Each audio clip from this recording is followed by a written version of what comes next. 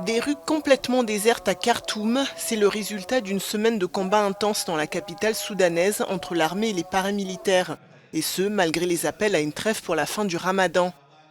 Certains habitants de plus en plus pessimistes quant à un arrêt des combats sont résignés à passer une fin de jeûne morose. Le Soudan est condamné à subir des difficultés. C'est la volonté de Dieu que nous passions l'Aïd avec le bruit des tirs et du sang versé, au lieu de ce que nous espérions, c'est-à-dire l'Aïd avec des sucreries et des pâtisseries, avec des enfants heureux et avec des gens qui accueillent leurs proches. C'est une situation difficile.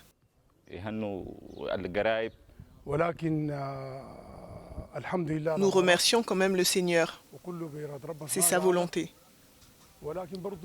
Ce qui se passe était inévitable, car un pays dirigé par deux leaders ne peut pas avancer. Il ne peut y avoir deux armées. Nous sommes avec les forces armées du peuple, puisqu'elles représentent le peuple. Face à cette situation dont l'issue reste incertaine, de nombreuses familles soudanaises ont préféré quitter la ville et s'éloigner des zones de combat. Selon le HCR, par exemple, plus de 10 000 personnes se seraient rendues au Tchad voisin. L'UNICEF, qui s'inquiète de la difficulté d'acheminement de l'aide humanitaire, a annoncé avoir recensé des victimes parmi les enfants.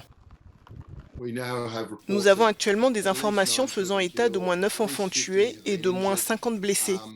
Ces chiffres continueront d'augmenter tant que les combats se poursuivront. L'aide humanitaire est essentielle. L'UNICEF et ses partenaires ne peuvent pas fournir cette aide si la sécurité de son personnel n'est pas garantie. Comme le dit le secrétaire général des Nations Unies depuis une semaine, nous avons besoin que les différentes parties cessent immédiatement les combats, qu'elles respectent leurs obligations internationales, qu'elles mettent les enfants à l'abri du danger. La Corée du Sud et le Japon ont annoncé l'envoi d'avions militaires pour évacuer leurs ressortissants bloqués dans le pays. Quant à l'Union européenne, elle multiplie les contacts pour obtenir un cessez-le-feu effectif et pouvoir évacuer en toute sécurité par voie terrestre ces 1500 ressortissants pris dans les combats à Khartoum. Depuis le 15 avril, les affrontements, principalement dans la capitale, ont fait, selon l'OMS, plus de 400 morts et des milliers de blessés.